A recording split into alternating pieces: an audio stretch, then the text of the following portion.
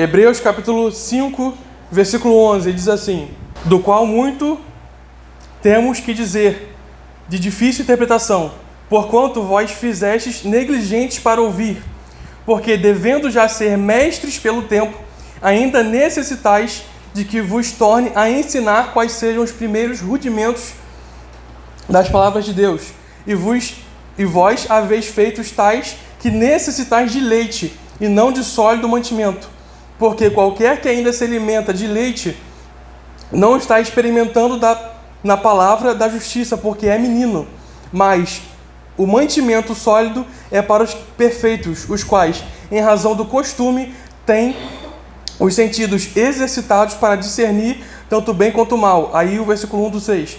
Por isso, deixando os rudimentos da doutrina de Cristo, prossigamos até a perfeição, não lançando de novo o fundamento do arrependimento de obras mortas e de fé em Deus, e doutrina de batismo, imposição de mão, ressurreição de mortos e juízo eterno. E isso faremos se Deus permitir. Amém? Os irmãos podem estar sentados. Louvado seja o nome do Senhor. Glória a Deus. Meus irmãos, quando o autor aos Hebreus escreve isso aqui, os irmãos na qual foi endereçado essa carta estavam passando por um período de muita perseguição. Muita perseguição. Então eles não tinham endereço fixo, por exemplo, porque eles tinham que estar constantemente se mudando de um lado para outro. Eles provavelmente tinham os bens deles confiscados e estava numa tremenda perseguição, né? E é justamente no período da perseguição que nós vemos quem está firme na fé e quem não está. E muitos desses queriam apostatar da fé e voltar para os velhos rudimentos da lei. Então, o autor aos Hebreus, ele tenta trazer essa turma de volta, dizendo assim: vocês já deveriam ser mestres, já deveriam estar ensinando, mas estão voltando para coisas lá de trás. Então, por exemplo, eles já tinham entendido que Jesus é o sumo sacerdote, como a palavra fala em Hebreus mesmo, da ordem segundo Melquisedeque, é rei e sacerdote. Mas eles queriam tornar para a lei, para o sacerdote humano, carnal, né? Por exemplo, eles já sabiam que Cristo é o sacrifício perfeito, que ele sacrificou na cruz por nós e não necessita de mais sacrifícios, mas eles queriam retornar para o judaísmo, para sacrifício de cordeiros, para coisas antigas, passadas. E o Paulo está dizendo: vocês já deveriam estar ensinando isso, eu estou tendo que repassar para vocês de novo. Entende? Porque vocês estão voltando da fé, estão apostatando da fé, sabe? E ele vem falando no contexto aqui justamente sobre sacerdote. Ele fala no versículo 11: sobre quem temos muito o que dizer. Ele está dizendo assim: desse contexto que eu estou falando nesse capítulo aqui, eu teria muito mais a dizer para vocês, mas eu não posso dizer, porque vocês ainda não têm capacidade para ouvir, para entender. Eu tenho que voltar lá atrás. Mas de difícil enunciação, porquanto vós sois tardios em ouvir. Em algumas versões está escrito lentos a ouvir. Mas a pergunta que me fica é: será que eles são lentos porque eles têm baixo QI? Porque eles são burros? Porque eles não sabem entender uma declaração? Não, porque eles são completamente apáticos ao que está sendo ensinado, desatentos. Trazendo para o nosso contexto, tem irmãos em Cristo tardios em ouvir que tem faculdade, que é rápido em pegar muita coisa, é rápido em pegar a vida dos outros, fazer uma leitura da vida do irmão, é rápido em muita coisa, mas para entender a palavra, para entender a base do evangelho, os alimentos mais sólidos são lentos, são tardios. Tem que ser repetida e repetida às vezes, repetindo e repetindo, mas parece que entra no ouvido e sai pelo outro, tardio em ouvir. Mas não por falta de QI, mas porque são desatentos à palavra. Aí ele fala no versículo 12: porquanto já deverias ser mestres, pelo tempo e pela experiência já deveriam estar ensinando. Mas o pastor, às vezes, tem que te ensinar algo que depois de anos e anos e anos de convertido, você já deveria estar ensinando o pastor a ensinar outros. É engraçado que às vezes o mais antigo de igreja é o que mais ajuda a fazer lenha. É o que mais dá trabalho. Às vezes o novo convertido dá menos trabalho do que o antigo, que é turrão, que sabe de tudo. Sabe? Mas não, já deveria ser mestre. Aí, ainda no versículo 12, nesse tais de que vos torne a ensinar os princípios básicos dos oráculos de Deus, e chegastes ao ponto de precisardes de leite, não de alimento sólido. Leite, claramente, está se referindo a ensinos básicos. Estou com um pouco de falta de ar, perdão. Meu irmão, não se dá feijoada a um recém-nascido. E nem se dá papinha a um adulto. Mas, infelizmente, nas igrejas, aqui não, né? Mas nas igrejas, o pastor é obrigado a dar papinha a marmanjo na fé. Daqui já deveria ser marmanjo na fé, adulto na fé. A pergunta que eu quero fazer hoje: como que você se avaliaria? O seu grau de maturidade cristã hoje, pelo tempo de caminhada que você tem, em que faixa na fé, vamos dizer assim, você está? A faixa mais graduada, mais madura, ou ainda comete erros e atitudes de menino, de faixa branca, vamos dizer assim, né? E eu acho interessante que às vezes crianças são mais maduras do que adultos. Às vezes você vê a criança orando, você vê a criança louvando, você vê a criança conversando com um amigo dela do colégio sobre Cristo. Eu lembro de uma vez que o meu irmão era pequeno, teve, eu acho que Bienal que chama, né? E o amigo dele ia comprar um livro aleatório, ele convenceu o amigo dele a comprar um livro de história bíblica. Você lembra disso? Nem lembra, né? Ele nem lembra, era pequeno. Mas ele convenceu o amigo dele a comprar a história, tá falando de Cristo ali, pra criancinha. Muitas das vezes, eu e você que temos anos e anos de igreja, não falamos para parentes, não falamos de Cristo no trabalho. Às vezes a criança tem mais desempenho do que um velho barbado, vamos dizer assim, né? Aí no versículo 13 ele fala: porque qualquer que se alimenta de leite é inexperiente na palavra da justiça, porquanto é um bebê. Algumas versões diz criança ou menino. Então eu separei aqui algumas características de menino. A criança, primeira característica que eu separei aqui, a criança, ela faz birra. Você tem filho, você sabe disso. Por exemplo, você vai na rua, você vai lá no centro da Alcântara com teu filho, ele vê um sorvete. Ele quer o sorvete e você fala não. O que acontece? Apanha. Ele quer espernear. Ele quer gritar. A mãe tem que dar uma chinelada, às vezes no meio da rua, mas porque quer fazer birra, que quer espernear, que quer bater o pé. Infelizmente, dentro da igreja hoje, muitos de nós, às vezes de anos de caminhada, faz birra dentro da igreja, parecendo que você está lidando com criança, fazendo birra. Ah, porque não falou comigo. Ah, porque convidou um, não me convidou. Ah, porque fez aquilo com o outro que é mais próximo um do que o outro. É birra. É infantilidade.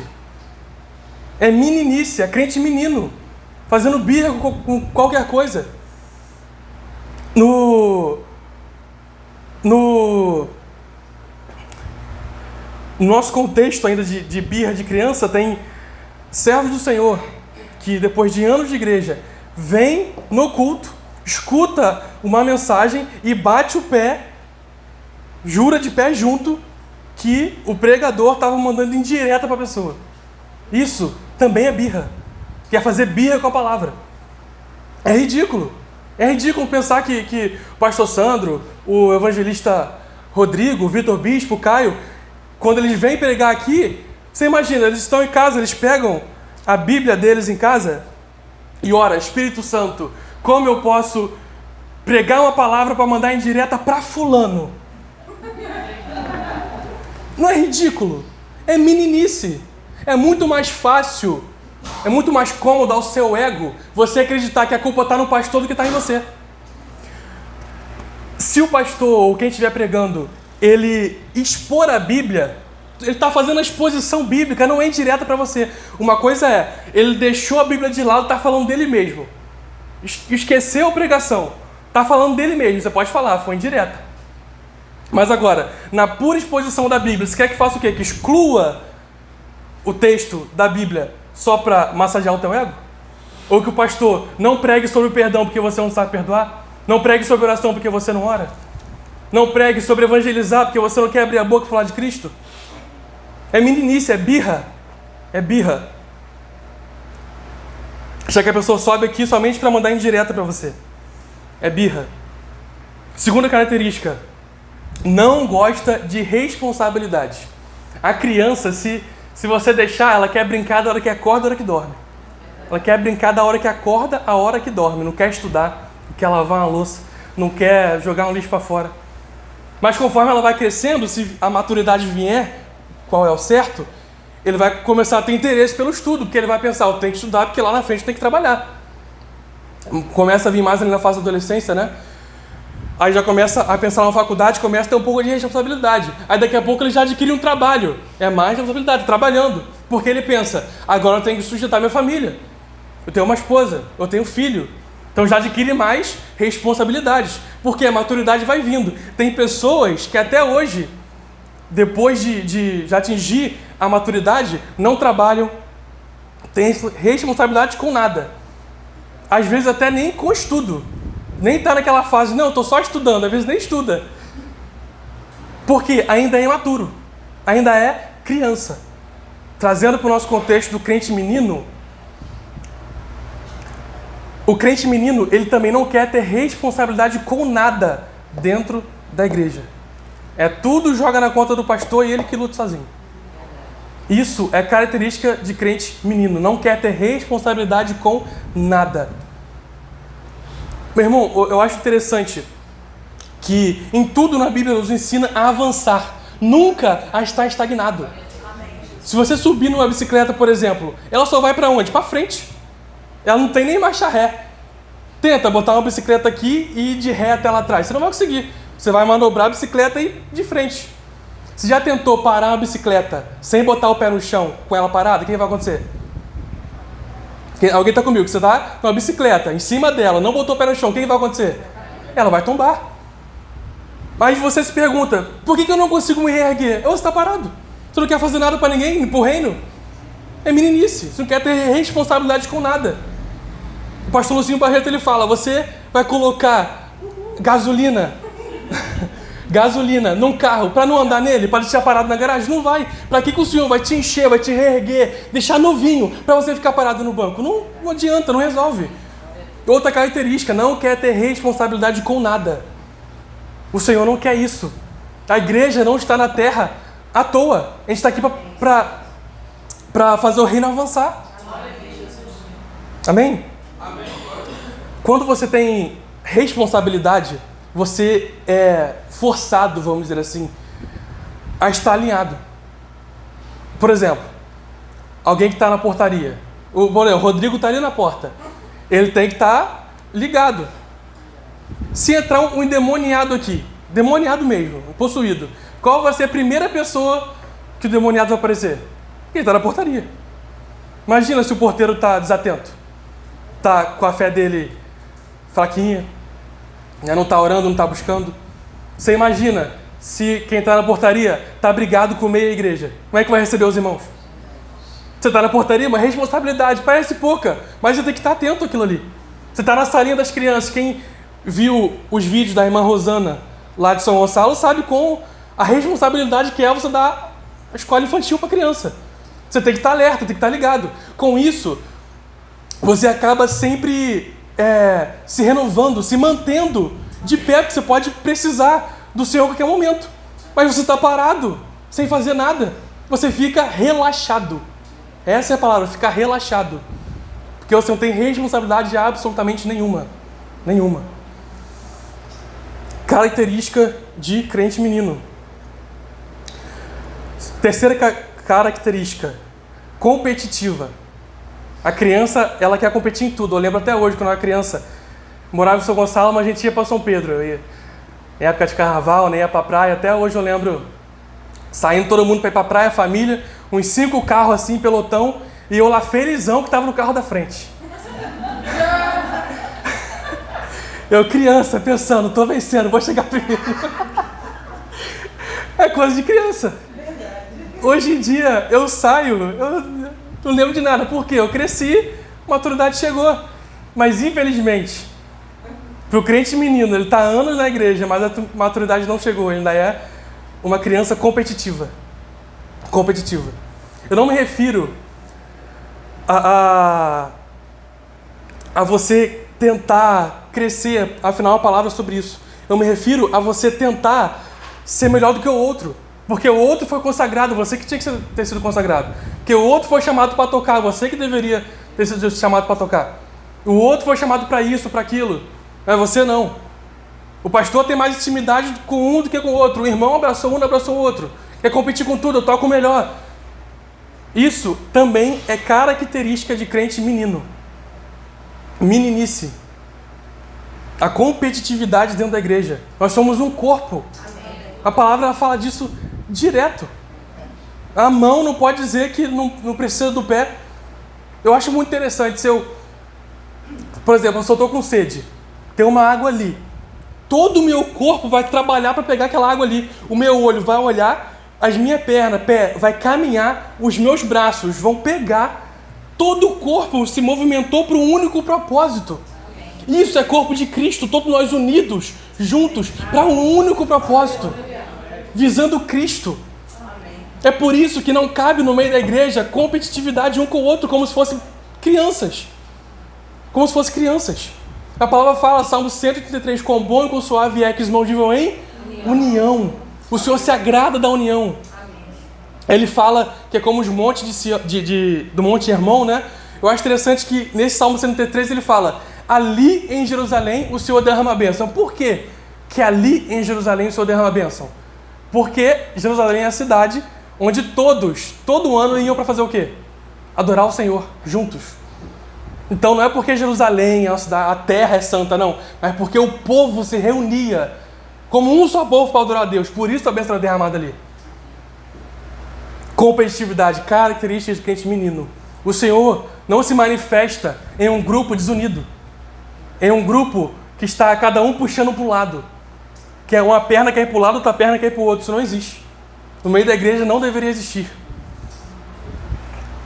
Quando eu estava conversando sobre esse texto com a Gabriele, ela falou uma frase interessante. Quando você sabe quem você é no reino, você não precisa almejar cargo, você não precisa almejar função. Porque você sabe quem você é no reino. Você sabe de quem você é filho. Você sabe qual é o seu propósito. Então, meu irmão, se você não sabe quem você é no reino ainda, ora, busca o Senhor, fala, Senhor, me ajude a me encontrar. Porque o Senhor ele tem um lugar para você. Quarta característica, a criança ela é instável. Chega a ser engraçado. A criança ela tá rindo, ela tropeça e cai e abre um berreiro como se tivesse perdido a mãe. Berreiro, chorando. Aí levanta, você sopra ali, enxuga a lágrima, já sai correndo de novo. De 0 a 100 assim, ó. Depois você pergunta, cadê fulano? Dormiu. Meu irmão é assim, meu irmão ele não dorme. Meu irmão ele apaga o disjuntor, ele desmaia. Eu lembro de uma vez que a gente foi no circo. Ele tava lá rindo, brincando, daqui a pouco a gente olhou, cadê Pedro? Dormindo no circo. E para acordar ele depois. É assim, ele tá ali atento, rindo, daqui a pouco, bufo, dorme. Eu não estou me referindo, trazendo para o nosso contexto do crente menino, que você não vai ter variações. Isso é normal, uma semana você vai orar um pouco mais do que a outra. Outra semana você vai ler um pouco mais do que a outra. Uma você vai estar um pouquinho mal, né? A outra vai estar um pouquinho melhor. O que eu estou dizendo é a pessoa que vai de 0 a 100. Você entende? Você pode até... Imagina um peixinho andando assim, ó, igual do Tetiosen. Andando assim, ó. Ele está variando, mas ele está indo no rumo. Ele está aqui, ó, constante. A pessoa instável, ela vai para cima, ela volta, ela dá o mortal no emocional dela, né? Uma hora ela está cheia de fé, confiando, não, Bíblia, Deus. Aí outra hora, porque ouviu uma pregação, ou ouviu algum vídeo na internet, ou conversou com algum ateu, ouviu conteúdo que não deveria ver, já começa, não sei não, hein? Começa um monte de dúvida, esse Romanos 9 aí, né? Começa a botar um monte de dúvida na cabeça. Entendeu? E negócio de calvinismo, será, gente? Que eu tô condenado ao inferno pelo próprio Deus? Né? Ele está estável, uma hora ele quer vir trabalhar na congregação, ele quer entrar em todos os ministérios ao mesmo tempo. Depois ele sai de todos ao mesmo tempo. Ele não está lendo nada. Aí ele fala, não, eu tenho que ler Bíblia. Ao invés de pegar, meditar aí, digerindo aquilo ali, quer ler 15, 20 capítulos por dia. É instável, vai lá em cima, volta, característica de menino. De menino, não tem estabilidade. Você precisa orar para o Senhor te dar estabilidade emocional. Nesse aspecto, eu admiro muito Neemias.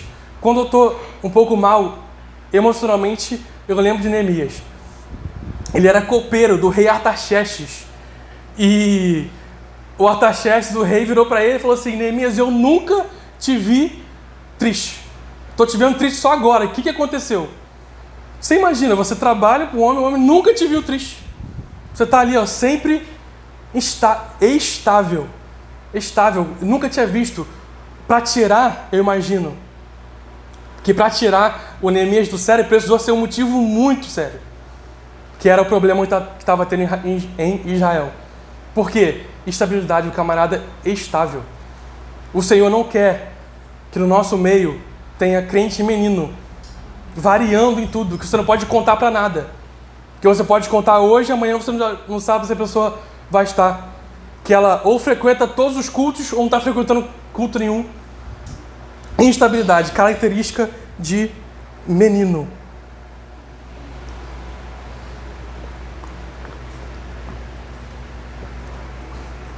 Meu irmão, não é qualquer pregação ou qualquer vídeo que você vê no YouTube que tem que te colocar dúvida na palavra. Não é qualquer problema que você tem na congregação que tem que te fazer desanimar de vir aos cultos. Não é qualquer problema que você tem no evangelismo, por exemplo, quando você vai evangelizar, às vezes recebeu uma palavra torta, algo que te magoou, que você tem que desistir de evangelizar. Porque se qualquer coisa que acontece já te leva para um lado, já te leva para o outro, você não tem estabilidade em nada, você está com característica, sintoma de crente menino. De crente menino, que não tem estabilidade para nada, é instável. Amém? Amém? Então, paramos no versículo 13, correto? Então, surge o questionamento. Como ser maduro? Versículo 14 vai responder. Acompanha comigo. Mas o alimento sólido pertence àqueles que alcançaram a maturidade e também para aqueles que, pela razão do uso, tem uma conversão que está diferente, alguma outra? Exercício constante. Pelas práticas também é boa. No original grego é a palavra, não sei pronunciar, exis, que significa hábito. Você está habituado àquilo ali. Você não tem, aquilo não te é estranho. Você sabe que quando você acorda de madrugada e vai no banheiro, às vezes você nem abre o olho direito. Você vai com o olhinho assim, porque você já está habituado com os móveis da tua casa. Você vê aquilo ali todo dia. Então não é algo novo que você está vendo agora. Você vê todo dia. Você está habituado àquilo ali. Aí ele fala, tiveram seus sentidos exercitados para o discernimento tanto do bem quanto do mal. A palavra exercitados aqui no grego é gumnazo, que significa treinar, exercitar. Eu estava pesquisando, é a mesma origem, raiz, né, da palavra ginástica. Ou seja, você está exercitando aquilo ali. Então, quando você não exercita, você fica atrofiado. Você não cresce. Você está me entendendo? Às vezes você até estuda, mas você tem muito conhecimento na cabeça, mas sem prática nenhuma. Você fica igual o Megamente. Quem já viu o desenho? Aquele desenho de animação Megamente, que é um alienígena azul que tem um cabeção e um corpo fininho. Você tem um cabeção, mas o corpo é atrofiado, porque não exercita aquilo ali. Tem pessoas que elas estudam Bíblia, ela vai estudar 2 casas de Israel, ela vai estudar as festas, vai estudar Apocalipse. Tem pessoa que estuda transcatologia, que ela te leva no endereço do anticristo. De tanto que ela sabe, de tanto que ela conhece. E vive com a mente dele. E vive com a mente dele, em Jesus mesmo. Eu até comentei com o Bill, estava comentando com um rapaz, foi esse mês. Eu falei com ele assim, meu irmão, por que você não lê o Apocalipse com a perspectiva de você trazer ensinamentos para você, não somente com a obsessão escatológica? O Hernando Dias Lopes que diz isso. Se você lê o Apocalipse com a obsessão escatológica, você perde a mensagem do livro. Mas aí voltando, você exercita, você não tem somente uma mente grande, você exercita aquilo ali. Como? Por exemplo, você escutou uma mensagem aqui sobre perdão. Você não vai só entrar no ouvido e sair no outro. Você vai lembrar de quem que você tem que perdoar, vai lá na pessoa e perdoa. Ou pede o perdão. É exercício. Completamente diferente de você somente ouvir e ignorar completamente. Você escuta uma mensagem aqui sobre a importância de você ler a Bíblia, você estudar a palavra do Senhor. Como é que você exercita isso? Sem deixar entrar no ouvido e sair pelo outro. Você chega em casa, você faz isso. Você começa a ler a tua palavra, a ler a palavra, a ler a sua Bíblia. Você escuta uma mensagem sobre oração. Você chega em casa, você exercita. Você começa a orar. E com a oração, você já vai crescer um pouquinho mais. Que você já não orava, você já adquiriu o ministério de oração, já cresceu um pouquinho mais na fé. Aí com a oração, vai te gerar experiências com o Senhor, já cresceu um pouquinho mais, você vai conhecer mais o Senhor, que você está ali íntimo, já cresceu um pouquinho mais na fé. Aí você passa a ter intimidade com o Espírito Santo. Com a intimidade com o Espírito Santo, você lê a Bíblia, você não entendia nada, mas cai uma escama dos olhos. E o próprio Espírito Santo vai ter interesse de te falar da palavra, você vai crescendo, mas por quê? Que muitos de nós, às vezes, culto após culto não cresce, porque escuta, entra no ouvido, sai pelo outro, não absorve o nutriente, que a palavra é alimento, é nutriente, e não cresce. Não cresce. A pessoa que ela vai para a academia, ela começa a se exercitar, o que acontece com o corpo dela? Vai crescendo, porque está se exercitando. Uma criança, ela não cresce se ela não tiver alimento. Se você não alimentar ela, ela não vai crescer. Ela vai morrer pequeno e magro. Tá todo mundo falando que eu tô com a barriguinha. Eu não acho, não. Eu acho que eu tô com o corpo igual do Davis, assim. Eu não adquiri. Eu não adquiri essa barriga me alimentando uma vez só. Você concorda comigo? Ela cresceu um pouquinho, mas precisou de quê? De alimento. Muito alimento. Por que que você não cresce e eu não cresço? Não se alimenta. Não por falta de alimento aqui, mas porque o alimento é passado, você não quer digerir, não quer absorver. Às vezes você quer passar para o irmão. Isso, a mensagem foi para o irmão, foi para mim não. Mas não, é para você. O alimento é para você. Então, quando você passa a exercitar, você passa a querer praticar a fé, você vai crescendo na fé. Quando Jesus fala que a fé é semelhante a um grão de mostarda, ele não fala do tamanho. Se eu não me engano, no original fala como o grão de mostarda. A fé é como o grão de mostarda. O que ele está dizendo? Ela é pequenininha, mas ela vai fazendo o quê? Crescendo. Ela vai crescendo. Então você planta. Se você plantar e for embora, o que vai acontecer? Vai ficar lá, não vai resolver nada. Mas você planta, você cuida. Se você for lá em casa, vai parecer uma floresta de tanta planta que minha mãe tem. Ela cuida, ela bota água, ela bota no sol, ela tira do sol, ela cuida. Consequentemente, vai crescendo. A gente vem no culto, chega em casa, esquece de tudo. Isso é errado. Você chegar em casa e nem lembrar o que foi pregado, isso é errado.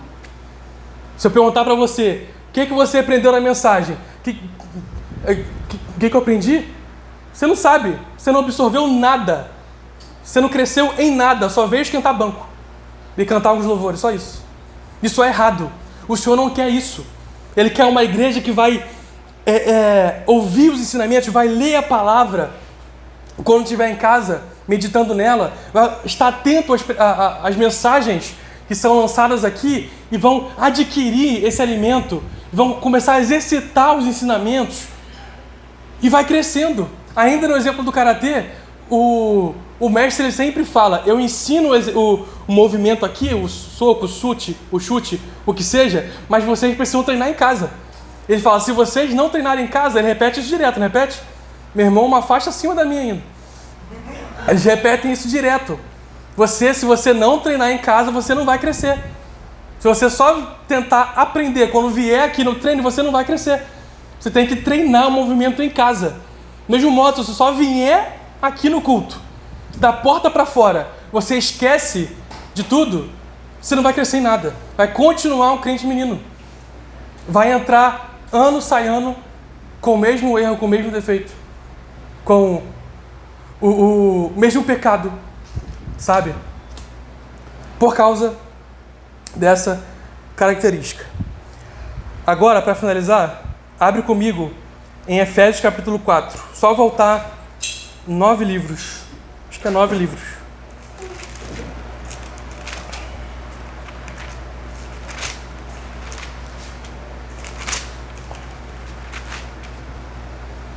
Carta de Paulo aos Efésios, capítulo 4.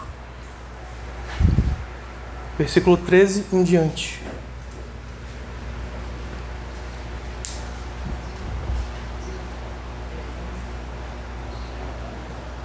Efésios 4, 13.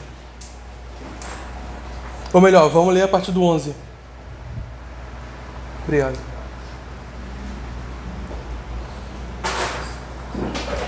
Amém? Efésios 4, 11. Ele mesmo deu alguns para apóstolos, alguns para profetas, e alguns para evangelistas, e alguns para pastores e professores, para o aperfeiçoamento dos santos, para a obra do ministério, para a edificação do corpo, até que todos cheguemos à unidade da fé, ao conhecimento do Filho de Deus, à estatura do homem perfeito, na plenitude de Cristo, para que não sejais mais crianças,